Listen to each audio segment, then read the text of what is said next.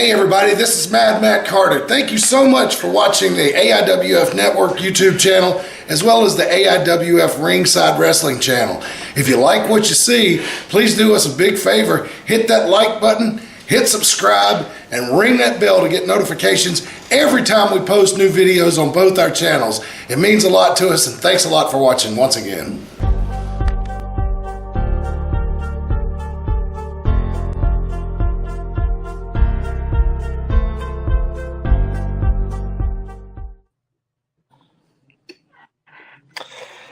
What is happening, people? Good evening, good afternoon, good morning, good night, whatever sort of time zone it is you are decided to watch it.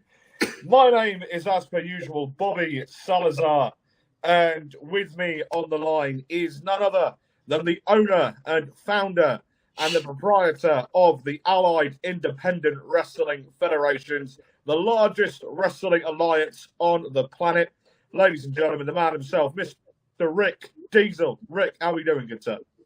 I'm good. That was quite an introduction there. I was glad you was able to breathe in the middle of saying all that.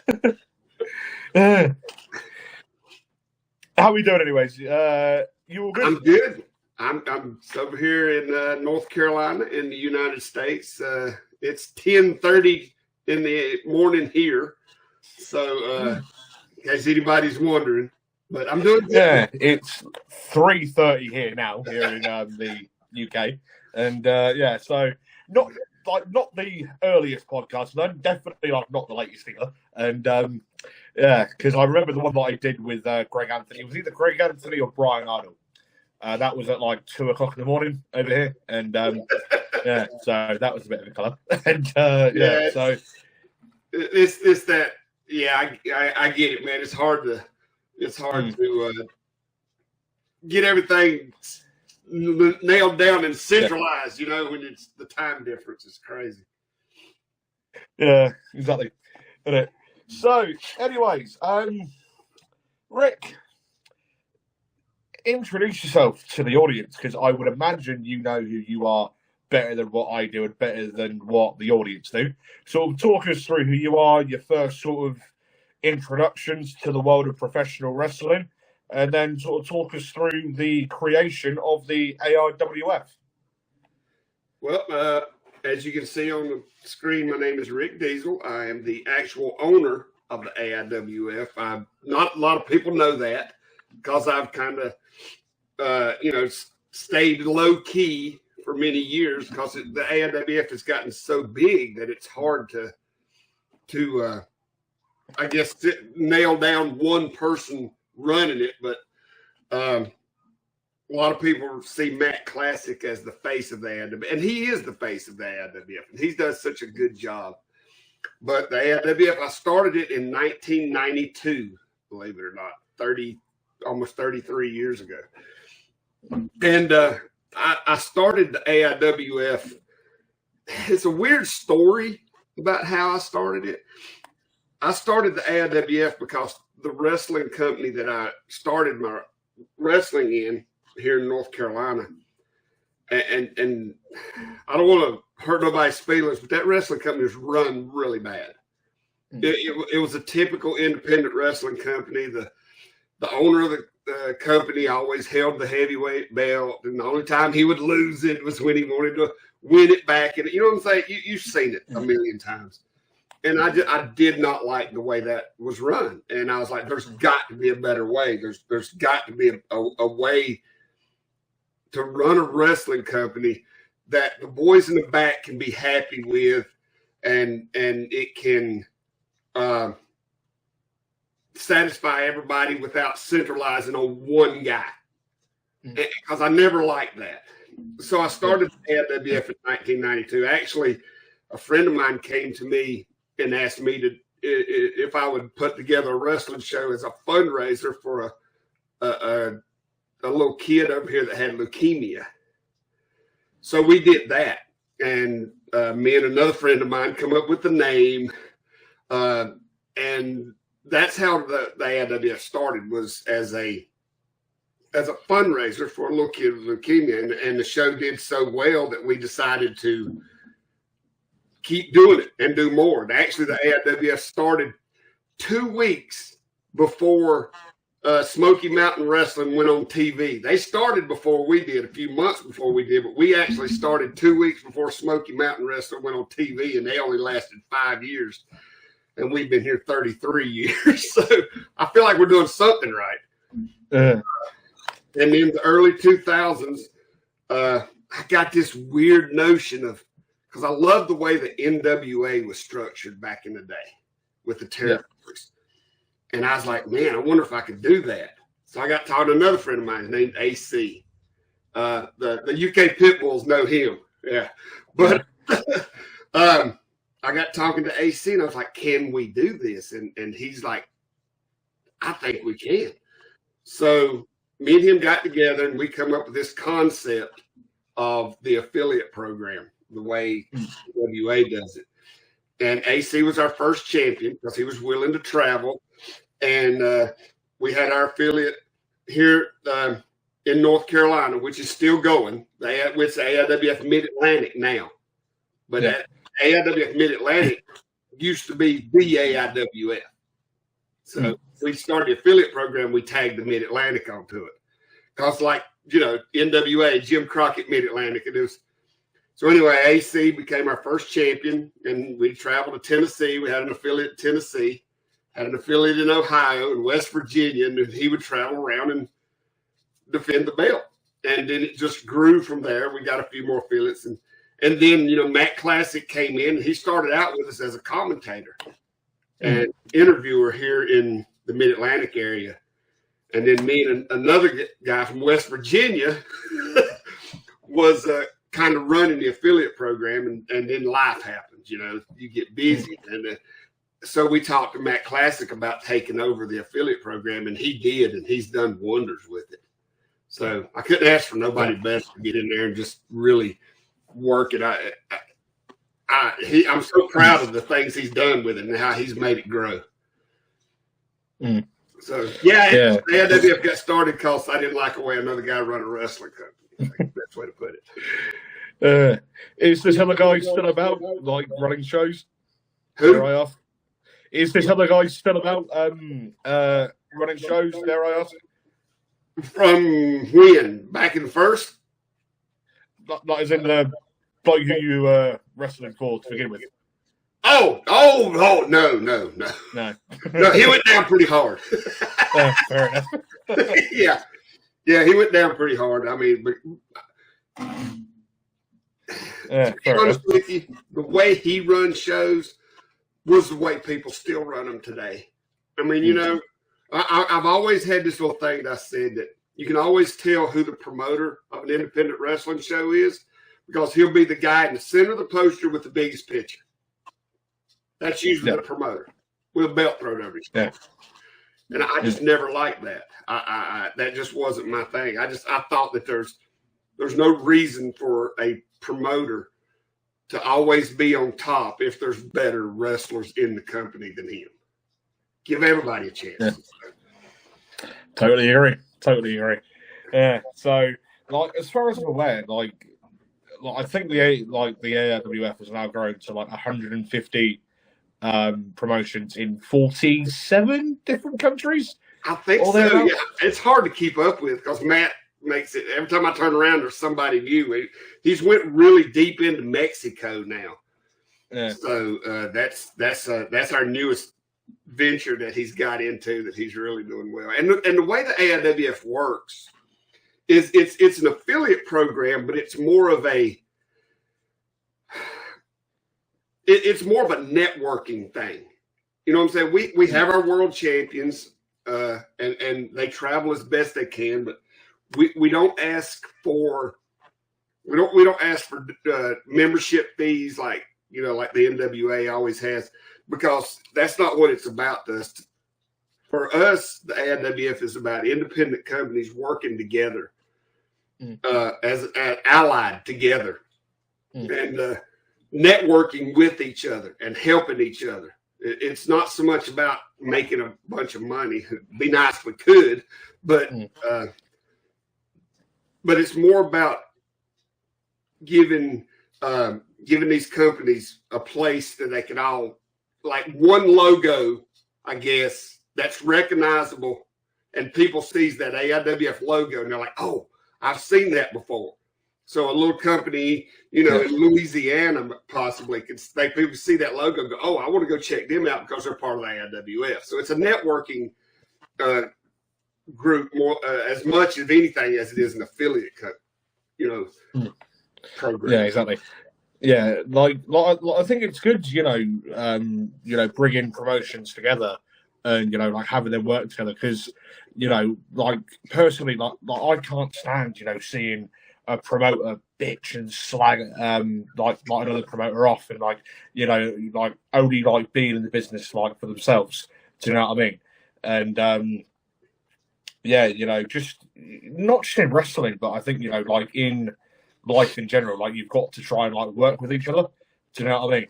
And, exactly. Well, it goes back to the whole thing I said about promoters. If you can't get past the fact that you have to be the biggest star in your own company, then how are you going to be able to work with other companies? Yeah, exactly. I mean, Exactly. Yeah. So, Rick, sort of talk us, like, if a promoter were to be watching this podcast and if he or she would be interested in having their promotion as part of the AIWF, what would be the best sort of way to go about potentially joining with the AIWF?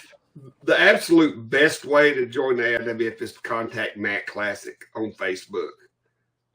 Or sometimes I have promotions send emails to AIWF20@hotmail.com, which is the email that I have, and I'll forward them to Matt. But the best way to do it is to find Matt Classic. I think he goes by Matt Classic Creed on Facebook, and reach out to him, and he'll make it happen. And I mean, there's not a lot of requirements. We do like for everybody to put the AIWF logo like on their website or on their posters and stuff like that, and it's not because we're just trying to push ourselves on these guys. It's because that's something that's universal, that people see that and they see that logo and they're like, oh, that's, like I said earlier, that's the AIWF.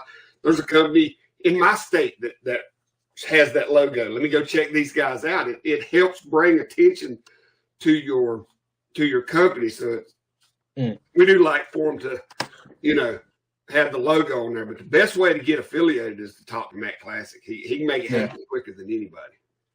Yeah, like I'm familiar with a couple of companies over here, like over this end, that are part of the AIWF.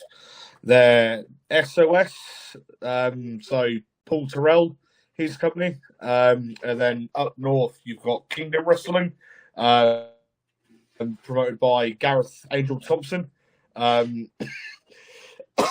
then you've got UBW based over in Cambridgeshire as well, that I think is a part of you guys, and not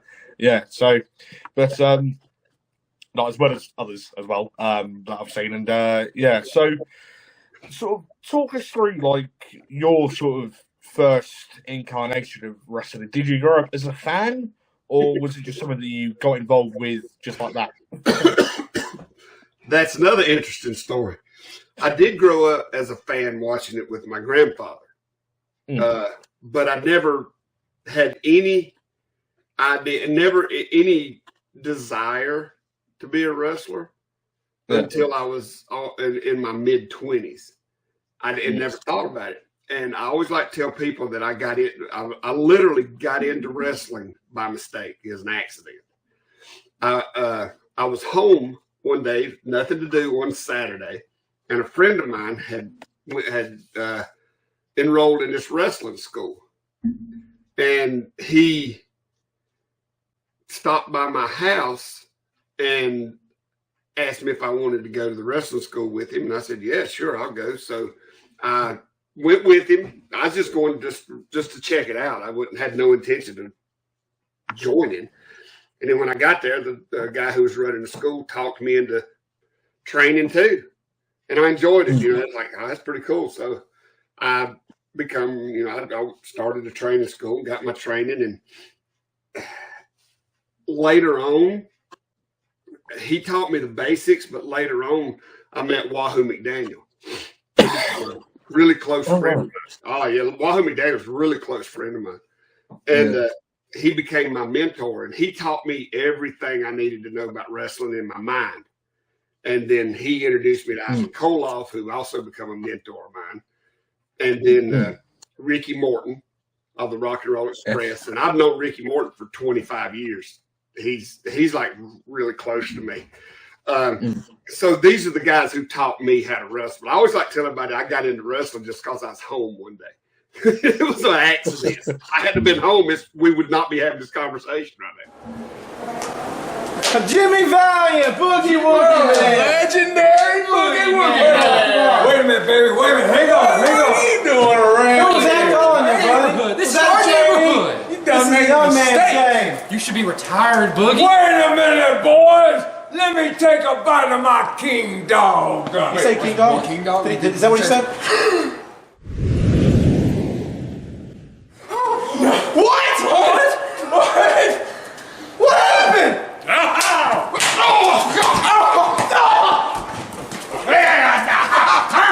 Come on, boy.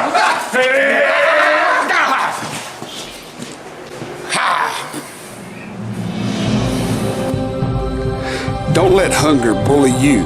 Get yourself a king dog, and you too can become a super hunger fighter.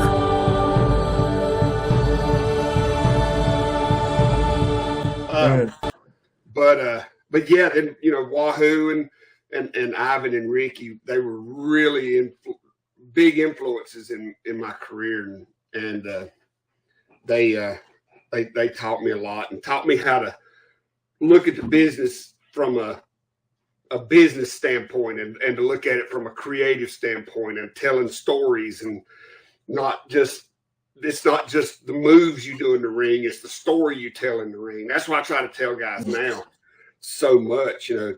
You can do all the backflips you want to, but if them backflips are not telling a story, it don't matter, because nobody's going to follow it, because the match before you done backflips, the match after you's doing backflips.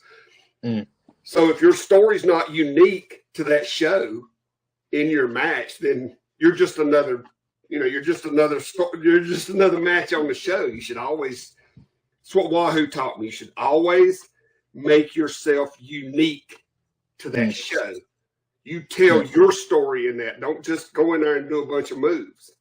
Because everybody's doing that. By the third match, everybody's seen every move that can be done in wrestling.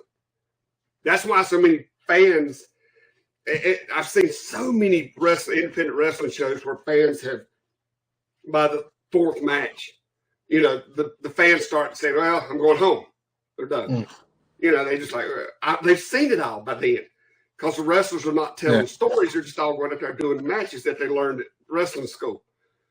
And I'm really critical of wrestling schools now, because they're, I guess the best term would be they're like cookie cutters. Yeah. They all just turn out wrestlers the same way. Nobody's teaching,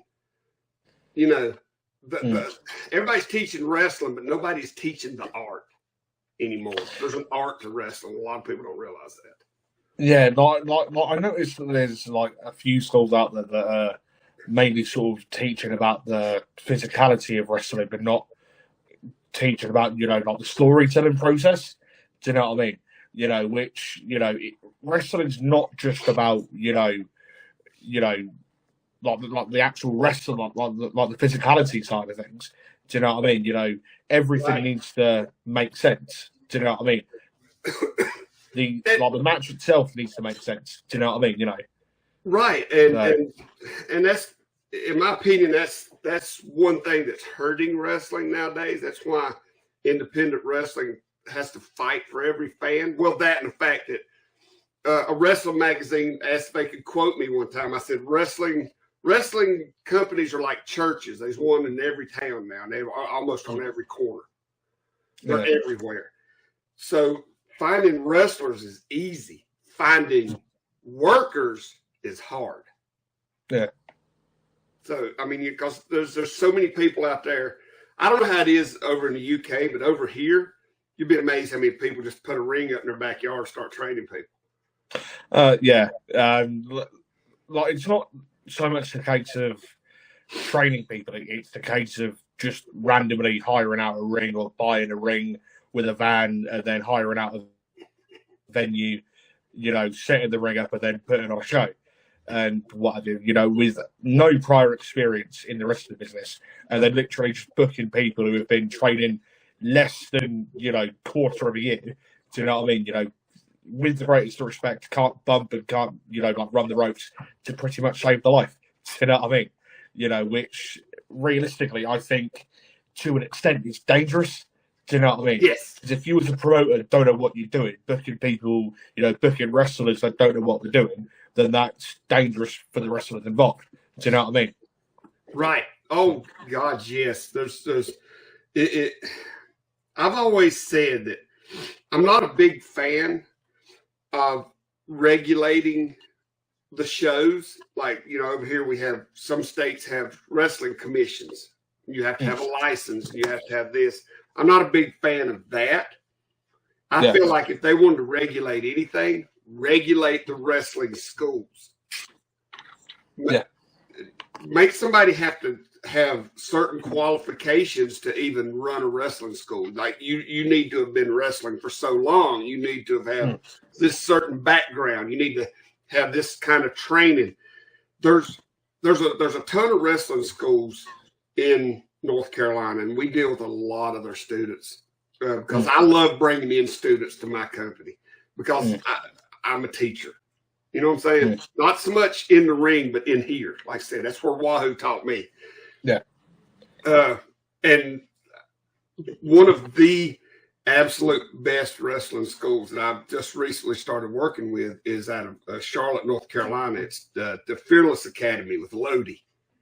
He is a wonderful teacher. And then there's another one in Greensboro, North Carolina called Firestar. That Javon Evans, who's a big NXT star. He's climbing the NXT ladder. He come out of Firestar out of Greensboro because Javon worked for us back before he went. So we'd use him. That right now. That's two of the top schools in North Carolina. But Lodi's turning out some fantastic wrestlers, fantastic workers, and they're respectful. They know the business side of it. So if you're in North Carolina, you're looking for a wrestling school, that's the two I recommend. Top notch. Yeah. Like going back to what you were saying, that needing qualifications to run a wrestling school, I perfectly agree. Because if you need, degrees to teach in a proper school, like over your end, like you call it, like kindergartens and in preschool, like high schools, etc. Like if you need qualifications to teach in them, then I think you need qualifications to teach in something like wrestling. Do you know what I mean? Yeah. I think you should be certified by the state. I think you should have to go through certain safety trainings. I mean, you know what I'm saying? If they're going to regulate anything, regulate the schools. Don't regulate shows. Because if you regulate the schools, then by the time the students get to the shows, they already know. Yeah, exactly. So you need to go back to the root. Regulate the school, the wrestling schools, not the shows. But it's a money thing. We all know that. Yeah, exactly. Yeah. But so talk us through some of the bits and pieces that you've done throughout your career, since you first started to today. Like, what are some of your memorable moments from your time in pro wrestling? Well,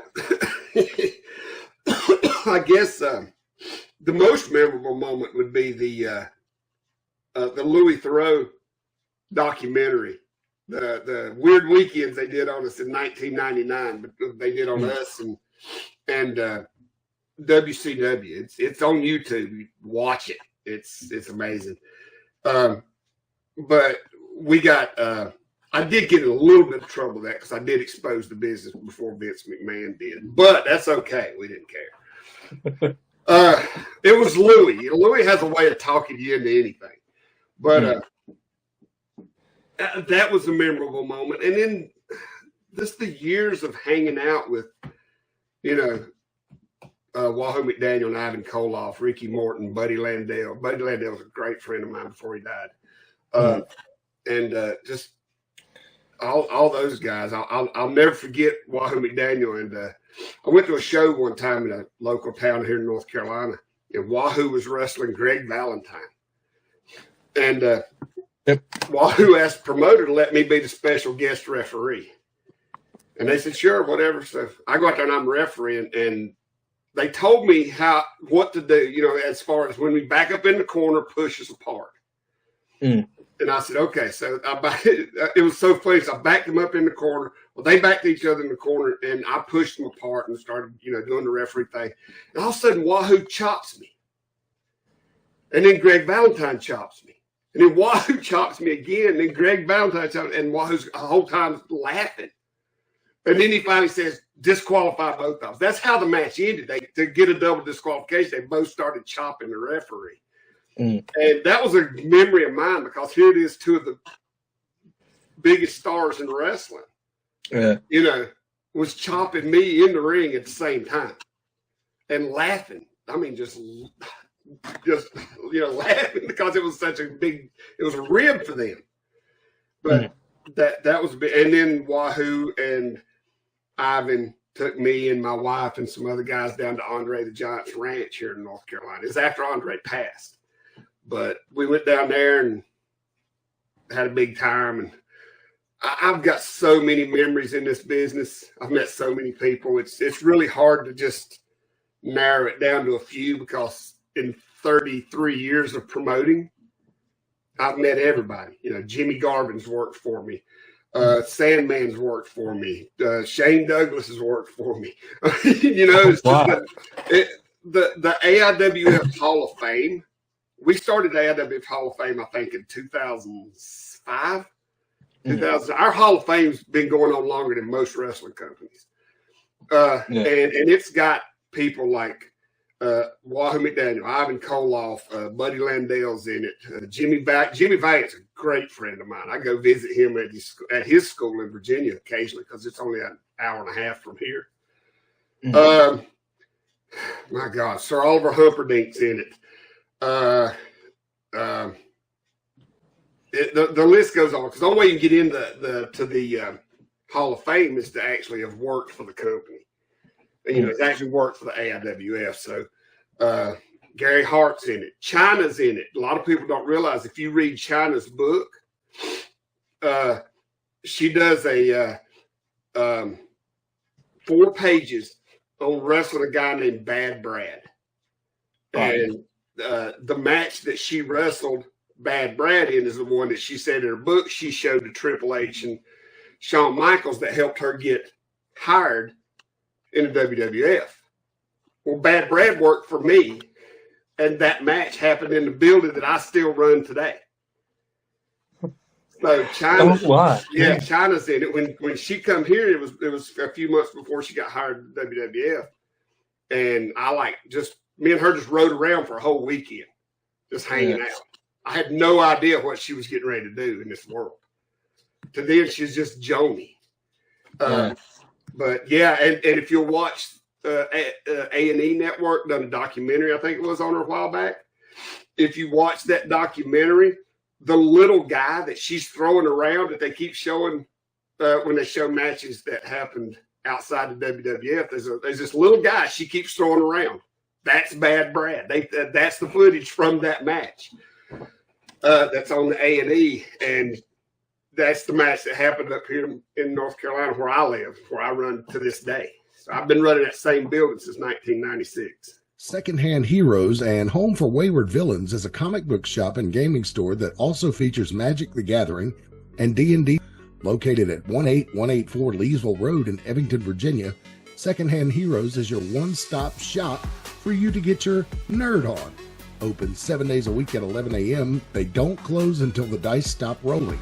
They buy, sell, trade, barter, and haggle, specializing in collectible toys, both vintage and modern, comics, Magic the Gathering, video games, console, and arcade cabinets to play, all set to free play. Host your game night with us, Monday night D&D video game competitions, and so much more. something for the collector and gamer in us all.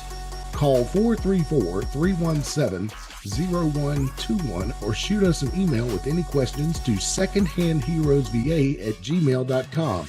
Note, secondhandheroesva@gmail.com. That's 2ND, handheroesva@gmail.com. Come game with us. Wow. So literally, someone who would become literally one of the biggest names in the business. You know what I mean? You know, wow. And the proof is the fact that she actually wrote about it in her book, so you can't deny it. Yeah, exactly. We kind of, I like to tell people, we kind of helped her get hired. Bit of a claim to fame for you, and So so with like shows that you've promoted as well, you know, coming from your sort of personal preference, or like if you've got a preference, would you say that you'd prefer to have wrestled or been promoting shows? Honestly, I like promoting better than when I wrestled. Because and on top of that, I like the creative process. I like working in the back. I like putting together stories. I like putting together matches. I like coming up with these creative ideas. That's kind of my thing now. That you know, I wrestled for a long time in the AIWF, and then when I just got to where I quit wrestling when I thought I would start making the younger guys look bad. You know, because that's the last thing I ever want to do is make anybody look bad in this business. So that's when I quit. But I still, you know, work in the back. I still do, and that's kind of what I like doing. That's why the AIWF Network, you know, YouTube, I started that. Because to be honest with you, I'm editing video every day because a new show goes up 6 days a week on that. Because this show here's on it. Yeah. So every day I'm having to put up new video on that thing because I want to run it like a TV network. Because for 4 years in a town called Martinsville, Virginia, I think it was about 4 years, I had a live TV talk show. Yeah, I think from in like 95, 96, 97, somewhere around in that days, mid-90s. I went live every Saturday morning with a call-in talk show. People would call in and ask me questions about wrestling, and I would answer them. So that's where I got my first dose of TV and live TV. Yeah. And that, matter of fact, we just put the owner of that studio in our Hall of Fame this year because his name's Charles Rourke, Star News. You're going to look it up on the internet. He was so instrumental in teaching me about TV. Because like I said, I went up there. I would get up every morning about 6 o'clock every Saturday morning, and I would drive the hour and a half to Martinsville. I'd do an hour to two, hour and a half TV show live. Then I would come back home, get the ring, and take it to wherever it was going. Because back then we run 4 states: North Carolina, Virginia, West Virginia, and Tennessee. So, and then I would get home sometime Sunday morning about 4 o'clock. And I did that for like 4 straight years every weekend because we promoted every weekend in one of 4 states here on the East Coast. And it was a wild time back then. It wore me out. But yeah, I was going to say, like, we here at the Nerdic Pro Podcast have had a couple of episodes on the network, and which is very much appreciated to have us on. And like off the top of my head, I think it was an interview with Greg Anthony, a quiz with Greg Anthony, Matt Classic, UK Pitbulls, Gareth Thompson, Barrett Brown. This will be going up at some point, and then I've got Clara Carter, the Women's World Champion, coming on next week, I think. Yeah. Next Thursday, I believe. I think so. Like, I hope that one can get on there, and like with the AIWF network, like you've got a lot of content that goes on there. Do you know what I mean? You know, you've got UPW, you've got Pro Wrestling Wire, you've got the AIWF Ringside channel as well, and then you've got the AIWF Mid Atlantic podcast that goes up as well. like as well as like various other bits and pieces, us as well. So with all that, like, like there's a fair old bit that goes up onto that. Do you know what I mean? There's over 800 videos on that network now. And a lot of them is classic stuff from back in the 90s and mid 2000s, early 2000s. The Cyber Zone was our original TV show we done for the internet. And we did it back in 2006, 2007, and it goes up on there. I found a ton of episodes because I've got like 6 external hard drives with footage on it from 30 years. So it's amazing. There's a lot of stuff that still has not went up there. Yeah. So. Yeah, like I was actually watching the Barrett Brown podcast that I did that went up live on Monday on the network, and I think I've seen that it's got over 2.6 thousand subscribers on there as well, which like a really good achievement, and like I think spread out across all the videos, like there's something like 500,000 views, like spread out across everything as well, and If we ever take off, I mean, I know that a lot of views only get a few hundred. A lot of the videos only get a few hundred views, or less than 100. But the thing about it is if it ever catches on, that's why I try to tell everybody promote it. Say this is where you can go for all things AIWF. So we've got a lot of subscribers, and we've got videos on there that has thousands of views. So you never know. It's what's the thing with YouTube. You never know what's going to take off and what's not. Yeah, exactly. Yeah. So like fingers crossed, like it can get tens of thousands of views, like in the foreseeable. Do you know what I mean? So are you involved with the AWF Ringside channel as well? The Ringside Wrestling channel. Yeah, that's run by Matt Carter. He's the host of AIWF Ringside Wrestling podcast. Yep. He runs that. I'll send him footage from the network on a delayed basis. But he gets a lot of his footage from me. He's our ring announcer at AIWF Mid Atlantic. So, and he was our ring announcer and commentator back in the 90s. So. I like to call him that was his bowl cut years when he had a little bowl cut hair. He was a little lighter then, but he's been for a long time, and he is a wrestling fan, and he's a world of knowledge. You need to interview him sometime. Just talk about wrestling in general. He'd tell you just about anything. I was listening to a live thing that they were doing on Facebook because there's Matt, a woman, and another bloke who hosts the his podcast, isn't there? It's Matt, Brian Danzig, and Reagan Danzig. Now, if you watch the Louis Theroux thing, Brian is on it. Wow. Yeah, Brian and Reagan's been with me for years. Brian is on that because I remember when I was over back in 2020, and I was over in the UK, one of the wrestlers that I met asked me if Brian was still pairing socks. So you'll have to watch the Louis Theroux episode to understand what that means. Fair enough, yeah. I was watching it on Facebook because they'll start up on Facebook and then go live onto YouTube like a bit afterwards. Yeah. And, they were talking about like different zoos in North Carolina and whatever, and then whatever, which was pretty cool. And then obviously got chatting about different shows and whatever. Yeah, and So one person who I would like to mention, if you wouldn't mind, is a man who has recently been seen in the brand new Deadpool and Wolverine film, Mr. Mike Waters, who I think that pretty well. Remember him as Bulk. Dave. Bulk and Dave.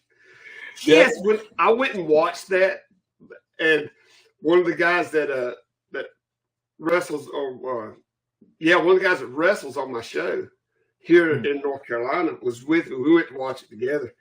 and my son-in-law actually, and we were sitting there, and when he come up on the screen, I was like, "Wait a minute, I know that guy."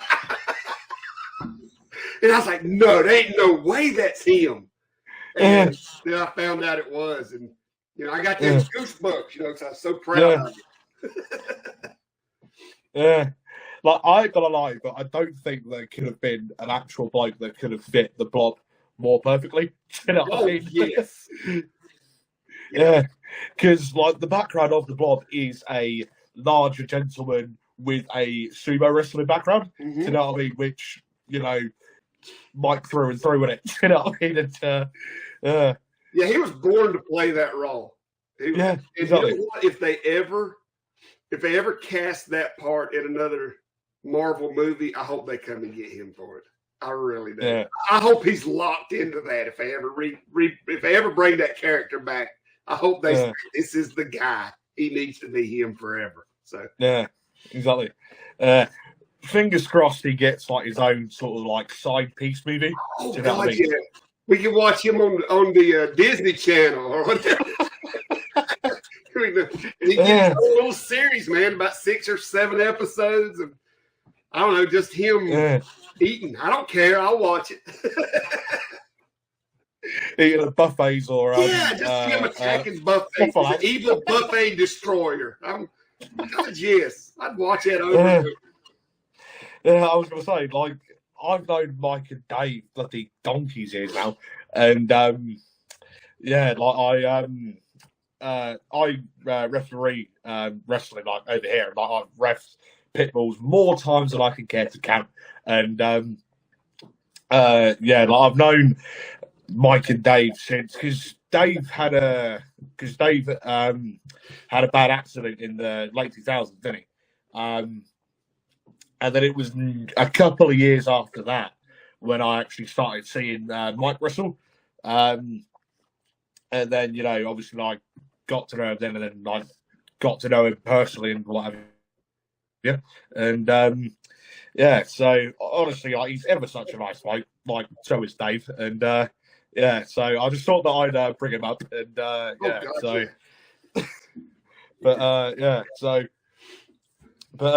so with sort of like today's bits and pieces with yourself, what bits and pieces like with like the AWF and pro wrestling are you like still involved with? Like, do you still wrestle, or have you hung your boots up now? Oh, I hung my boots up a long time ago. I'm mostly a backstage guy now.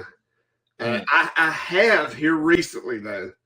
And the episodes have not come out yet, but it is known that I have become the commissioner again of the AIWF Mid-Atlantic. And so we did that so that I could, cause some chaos and, sort of turn everything upside down a little bit. Yeah. It'll be interesting going forward. Yeah, nice one. So talking about the AIWF Mid-Atlantic, sort of what's sort of going on there at the moment? Like certain feuds, matches coming up? Like what could the viewers expect to see? Well, Ty Tyson is our big fan favorite here now. The fans love him. We've always said that he is not a whole lot he could do in the ring that the fans won't get behind him. And he's feuding with Seth Clayton Burns now, who's a manager. If you want to, I guess, reference the kind of way their feud is going, it's a lot like Jerry Lawler and his feuds back in the old Memphis days, back in the 80s. So that's kind of what we're basing it on. God, I can't think of the manager's name. Anyway, that's the big feud now, and then I'm sure, and then there's a whole thing that I'm doing with Ty that's kind of like the Triple H Vince McMahon feud that they had for a while, and then Mickey Falk is a big guy. He's a top talent in the Mid Atlantic now, and we've got a lot of guys that come and go. you know, but the trendsetters, the THC group are real popular here. So we try to keep enough stuff going and change stuff in and out that the fans don't get bored. Kevin Phoenix, he's wrestled in the UK a lot. He does a UK tour about every summer. He just done one this past summer. And he's a AIWF World Television Champion right now. So, and he comes over there a lot and he does a lot here.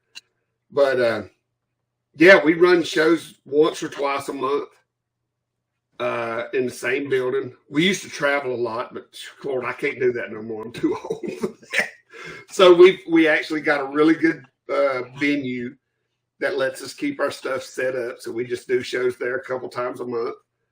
And we still do a lot of the big shows here that we've done for years, like Deal with the Steel, Fright Night, Seasons Beatings. All of those are shows that we started running in the late 90s, 97, 98. So they've been around for years. We celebrated 25th anniversary. Deal with the Steel was the first all-cage show ever done in wrestling in 1997. Wow. So, when you've been around as long as we have, there is a lot of things that you do that nobody's ever done before. Yeah, yeah, exactly. Yeah. So, what could we expect to see from the AIWF and yourself in the near future?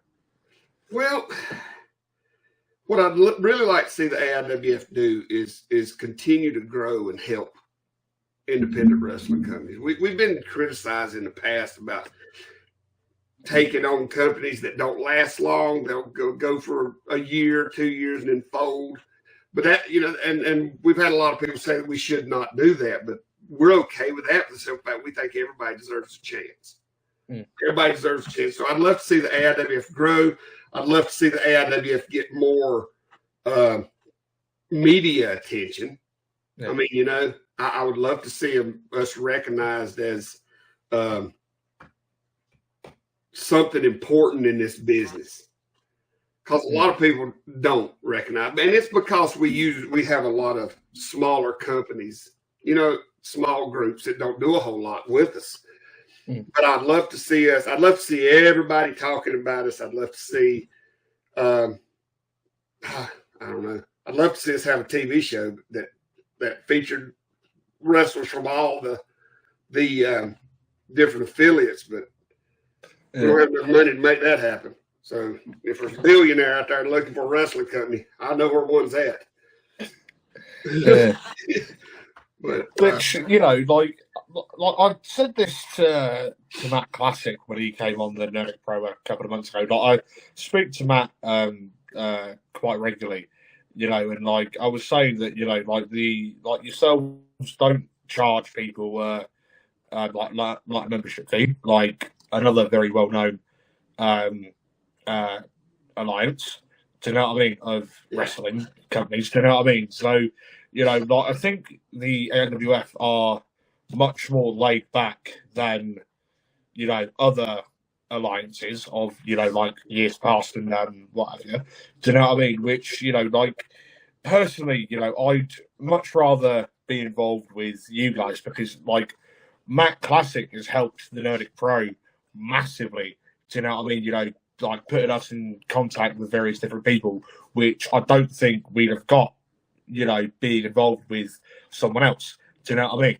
You know, but yeah, so, you know, like from a personal standpoint, you know, but I think that you guys at the AWF have done fantastic, not just for us here at the Nerdic Pro podcast, but throughout multiple different companies, like throughout the world. Do you know what I mean? You know, because you're giving people like opportunities to travel the world, you know, win titles, you know, wrestle in different, you know, countries, and whatever. Like, do you know what I mean? So, well, and that's another thing too, and that's another thing that I really like about Matt Classic is he gets what the AIWF is about. He understands what our mission is, you know, what our goal is, and that's to help people, and he gets that to the T, and that's what I really like about Matt. And another thing is, like you said, guys traveling the world and holding titles. When you hold a world title, it's called a world title in the AIWF. It is a world title because it has, like the Greg Anthony title, or that he held, and I can't remember the guys hold it now, but the AIWF world title. When Kevin Phoenix held it, he took it to England. He took it to Austria, I think it was.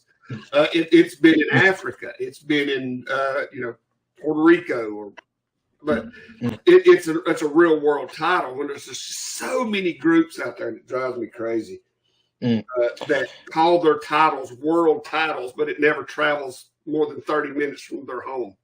Yeah, and I don't consider that a world title. I'm sorry. Before we actually had companies all over the world recognizing our world titles, we never called it a world title. Back in the 90s, early 2000s, before we started the affiliate program, it was just the AIWF heavyweight title. It was not a world title.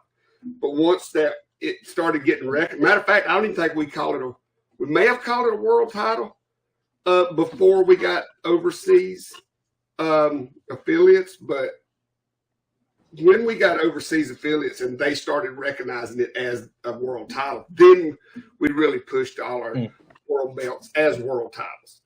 And we've had our world titles travel to other companies. So all these, there's so many groups out there that puts on one show a month, and they might go 30 minutes from home and they say, "Oh, it's our world title." No, it's not a world title. Yeah, exactly. I'm very passionate about this stuff. I'm sorry. Yeah. No, you're right. Yeah, I was going to say Barrett Brown, who's the current World Cruiserweight champion. He was over down in Mitcham, down in London, about 2 months back, wrestling for BEW and defending the Cruiserweight title there. He was meant to have wrestled James Mason, British wrestling legend James Mason, like a car festival rally thing, but it ended up raining on him. But he defended the World Cruiserweight title over here.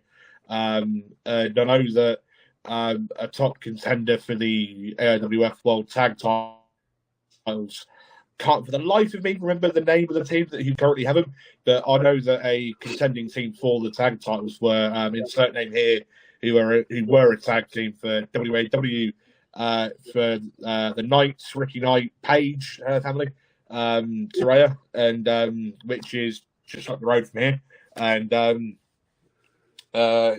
so that was Oscar Hyde and Kobe Nitro, who were in Sunday Head, but like I totally understand like what you're saying. Do you know what I mean? Like if it doesn't leave, like over here we call our sort of what you would call states counties, if you know what I mean. Like if it doesn't leave like the county or the state, then like you can't really call it a world title. Do you know what I mean? Well, and that goes back to the like Wahoo McDaniel, Ricky Morton, Ivan Koloff that put this in my head. They taught me a certain mindset in this business, and it's they call it old school. But old school in a lot of aspects is what everybody needs to think, because it's just the way this business was meant to be.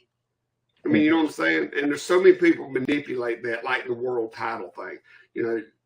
Everybody has a world title, but a world title should mean something.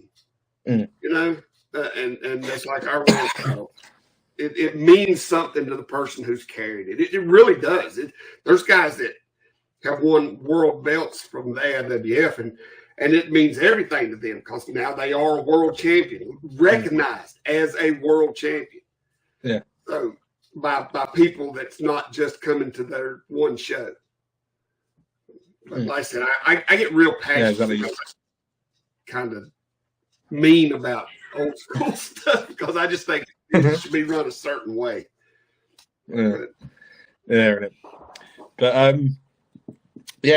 what sort of where would you like to see the AIWF in the next 5 to 10 years? Well, again, I just want to see it grow. I want to see it get more attention and guys like you. I mean, the fact I'm sitting here doing a podcast with somebody from the UK tells me just how far we have come. Yeah. But I'd love to see it get more media attention, almost more mainstream media. I mean, you know what I'm saying? Like, hey, you know, like the big, like Jim Cornette. Hey, Jim Cornette, talk about the AIWF, you know. I don't know. I want Jim Cornette talking about the AIWF because I don't know if he ever says anything nice about anybody. But I mean, you know, I'd love to see that happen. I would love to see us recognized as a leader in this business. I'd love to see us pick up more affiliates. I'd love to see I think the goal is to just have more people talking about us. Because every time somebody talks about us, it helps everybody in the AIWF. Yeah. Yeah. Like the fact that now you've got 150, you know, like affiliate promotions in 47 some odd or whatever countries. You know what I mean? You know, like I'm forever seeing what Matt Classic's putting up, and like it gets bigger and bigger like every time I see it. And yeah, it's like in the space of like 20 some odd years that you've been doing like the affiliate side of things. You know, I like, but you know, I've got to name drop a certain other organisation, but I think you're much bigger than the NWA, as it speak. You know what I mean? Yeah. You know, we're bigger. Okay, that's a weird situation because notoriety wise, we're nowhere near the NWA, but membership wise, we're bigger now than NWA has ever been. Yeah, because they never had 150 affiliates; they wouldn't allow it. Yeah. So, you know. Exactly. But we're also the only company other than the NWA that's ever been able to pull off the affiliate program and make it work. There's been a lot that's tried, but it's always failed. We're the only one that's actually made it work. And I think it's just because we don't try to control the affiliates. We don't give them a bunch of rules and regulations. We say, you do your thing. That's why I say the AIWF is more of a networking thing than it is a big wrestling company. Because each company runs their own thing the way they want to. Yeah. And you know, and then we work together on a lot of things. That's why the AIWF network is so important. Because it's a central place. It's like if somebody goes there to watch AIWF Mid-Atlantic and they see Nerdic Pro, they're like, hey, check that out. Yeah. I mean, you know, and that's what the network is all about. That's why the more that people talk about the network, more people come to it, and then they get to watch all this stuff. It's what we're all about. It's helping. It's us helping you and this guy and this company, and you know. Yeah, I mean, like, it's only really been like, well, back in 2017 when Billy Corgan took over. You know, like he did away with the whole like affiliate side of things, and it's only been over the past year where he's actually brought it back. Do you know what I mean? And like, I think at the minute there's only like 6 or 7 companies in it now.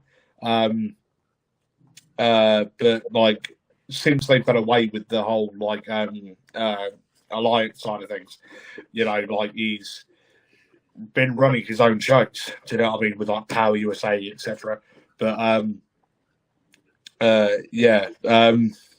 which, you know, like it's gonna be hard for them to come back from that. Do you know what I mean? Because they were such a big organization which was known for the affiliate side of things, to do away with it like that for 5-6 years just to then bring it back like out of nowhere. Do you know what I mean? You know, and I don't know what his plan is going forward for it. I don't know how many he's going to allow in, but I feel like I feel like that once they get in, they're going to realize that it may be more than what they bargained for. You know what I'm saying? Because Corgan, he's very self-centered about his thing. Yeah. And I think all he's going to let these other companies do is just have the name. That makes sense. So I don't know. I wish him luck because the NWA was meant to be an affiliate. It was meant to be a territorial wrestling company, kind of like the AIWF. So if he could get back to that, it can't be nothing but good for the business. Exactly. Exactly. You know, like I'm not trying to shoot on the bloke or anything, but prior to him doing a couple of bits and pieces with TNA like 10 years ago, you know, he literally had nothing to do with pro wrestling beforehand. Do you know what I mean? And then he goes straight into buying the NWA through Lightning One Inc. or whatever it's called. And he literally made his name through being a part of the Smashing Pumpkins band. Do you know what I mean? You know, so to go from a rock star to a wrestling promoter, you know, with an organisation like the NWA, it's a bit of a different sort of, you know, career choice. Do you know what I mean? You know. Well, he is the definition of a money mark that we like to talk about in this business, and they're everywhere. Somebody who likes pro wrestling. We've got one around here that his son liked pro wrestling, so he bought a wrestling company. But Billy Corgan is the definition of a wrestling mark. He's a wrestling fan who wants to be a wrestling promoter. And the only difference with Corgan is that he's actually letting the wrestlers run the company. I mean, you know what I'm saying, for the locker room and everything, which is smart because if you're just a money mark, that's Tony Khan's biggest issue is, you know, he's the ultimate poster child for money marks. Is, hey, I want a wrestling company and put it on TV. But exactly. He should just throw money at it and stay in the back and keep his mouth shut and let people know how to run it. But that's going to be it. But that's what I was saying about Corgan. He is the definition of a money mark. He's a wrestling fan who wanted to be a wrestling promoter, so he buys a wrestling company. Now he's just got to keep it afloat because it ain't easy.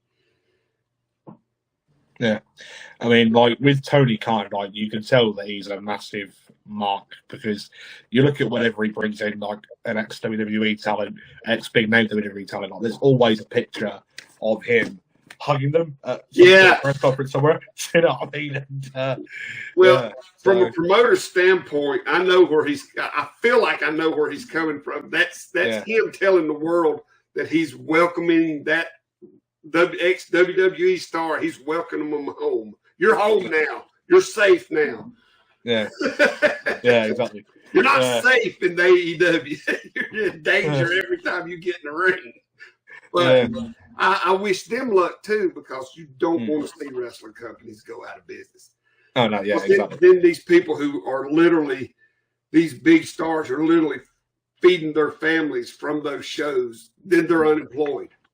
So, and you don't want that to happen. You don't want to see nobody lose their jobs. And that's exactly what will happen if AEW goes out. There's a lot of wrestlers will lose their jobs because there's nobody else for them to fall back on. TNA is picking up speed, but they're not. They can't hire these. They can't hire, you know, John Moxley. They can't afford him. Yeah, exactly. You know, but with TNA, like, I think getting rid of Scott D'Amore was, I think, a bit of a stupid decision. I think, but was it? I mean, I don't know. Like, it was. Here's my thing. Here's my take on that. For years, TNA, with him basically in charge, just sort of, Now that he's gone, they're selling out arenas. That's my take on it. From a promoter standpoint. From a promoter standpoint, they would go to these little buildings with 500 people, and then they get rid of Scott, and now they're selling out 5,000 seat arenas. So was he the problem, or was he not? It's a question that you have to be asking yourself. from a financial standpoint, or like from a creative standpoint, do you know what I mean? Like, there's sort of different avenues that you can sort of see where he probably would have been the problem. Do you know what I mean? But yeah, through his booking and what have you, do you know what I mean? Like, I think that TNA was match wise, I think, picking up some steam. But I think from it, now that he's no longer with the company, like, I think that attendance is at an all-time high for years. But then again, how many times have TNA had a downfall and then come back? Right. Do you know what I mean? Yeah, they do have a cycle. Yeah. That will tell the tale is if Scott gets in with another company and they do good. If he starts a company or joins another company, a small company at like AIWF, and it starts picking up, you know what I'm saying? Well, he's revitalizing Maple Leaf Wrestling. Yeah, Maple Leaf. Yeah. Now, Maple Leaf does good, and they start getting, then you can say that TNA really screwed up. But playing devil's advocate, but I'm also the guy on a recent episode of AIWF Mid-Atlantic podcast that took up for Vince McMahon. So, I'm like, technically Vince, he might have had a few stumbles, but he did do good things for wrestling. Yeah. One thing that I will always credit Vince McMahon for, right? When he brought at the time, like, was it the WWF or the WWF from his dad back in the late 70s, early 80s, right? He brought the company and booked the company as a business, right? Yes. For multiple decades, and made a lot of money out of it, right? Especially with the whole merge with UFC and TKO and Endeavor, etc., made a lot of money out of it. Tony Khan, on the other hand, right, booked AEW as a toy, right? That's, right. Do you know what I mean? As an action figure. Do you know what I mean? Yes. And, has still yet to declare a profit from AEW as well. Do you know what I mean? 5 going on 6 years nearly. Do you know what I mean? And that tells you, I get that with... That tells you Tony Khan has way too much money. If he can lose money for that length of time and not notice it, and yeah, like, okay. Yeah, I want his job. You know what I mean? Yeah. Like, I get that with everything that's being said against Vince McMahon at the moment, I get inexcusable, right? But, yes. You could also argue with a certain Chris Benoit, right? I get what he did, inexcusable, right? But you can't deny what that bloke did for pro wrestling. Do you know what I mean? I remember Paul Heyman at a Inside the Ropes event a few years ago. Someone had, like, in the audience had shouted out Chris Benoit's name, right? And Paul Heyman had even said the bloke, pretty much like the bloke's a massive arsehole. There were 3 people in that house, and what have you, and and they all unfortunately didn't come out alive. Yada yada yada. But all that aside, right? You can't deny what Vince, Chris have done for pro wrestling. Do you know what I mean? But that was my argument on the talk show the other night. Was whatever Vince ever how many horrible things Vince McMahon done, and I know he had to have done it because he got to the point where he thought he was untouchable. I'm a billionaire. I can do whatever I want to.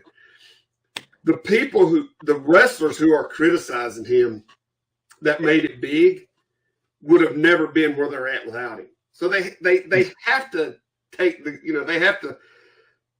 good with the bad, and they have to admit the fact that he was a piece of crap, but he did turn it. Wrestling would not be what it is today without him. Yeah, that's my argument. So and don't put him in prison. God, he's too old. Yeah, tell him he can't leave the house for the rest of his life. Yeah. Put an ankle monitor on him. Yeah, exactly. But then again, like you can argue that about every employer. Do you know what I mean? Inside and outside of wrestling. Do you know what I mean? Like you got to find like your arsehole somewhere. Do you know what I mean? Right, yeah. You know. So yeah. So anyways, Rick, have you got anything to add on to today's podcast? No, maybe we can do it again sometime. Watch the Louis Theroux. Yes, I will do. And then if you want, you'll have questions, and let me know if you need me to answer any of them for you. I like doing stuff like this. Anytime you need me, I will literally watch that now, and then we'll like arrange another date and time, and then I've enjoyed it. Like I said, I love doing things. We've been on here for an hour, and it seems like 15 minutes to me. An hour and 8 minutes so far. Yeah. So yeah. Anytime you want me to come on, just let me know. We'll work something out. Yeah, lovely. Cheers. So I'm going to end the live stream, and then we'll go back into the lobby that we were in before coming in live. So ladies and gentlemen, boys and girls, people of the Nerdic Pro podcast, my name has, as per usual, been Bobby Effin Salazar, and with me on the line has been the owner and founder of the Allied Independent Wrestling Federations, the largest wrestling alliance of its kind, currently with more than 150 affiliate promotions spread out across whatever number Matt's putting on it now, of 47 different countries or something. And so ladies of Mr. Rick Deezel. So ladies and gentlemen, boys and girls, thank you all very much for watching live, and we shall see you all later. Goodbye.